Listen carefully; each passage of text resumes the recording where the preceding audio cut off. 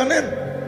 এটা ওদের কিতাবে লেখা আছে, যেদিন পর্যন্ত মুসলমানের জুমার জামাত আর ফজরের জামাত সমান না হবে।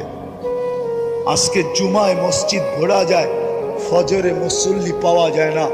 শীতের দিন, বৃষ্টির দিন ইমাম আর মুয়াজ্জিন দুইজন শুধু নামাজ পড়ে।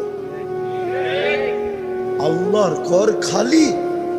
ওদের কিতাবে লেখা আছে ফজরের জামাত আর জুমার জামাত যতক্ষণ পর্যন্ত মুসলমানের সমান না হবে, সংখ্যার দিক দিয়া, মানুষের দিক দিয়া, ততদিন পর্যন্ত মুসলমানের বিজয়ের পালা শুরু হবে না। বিদায় আমরা ইহুদিরা নিরাপদ নিরাপদ নিরাপদ নিরাপদ। এই জন্য ওরা চিৎকার দিতেছে এখন, নাহনু ফিল আমান তুদাম্মিরুল মুসলিমিনা কাইফা তুরিদুনা আন তুদাম্মিরু।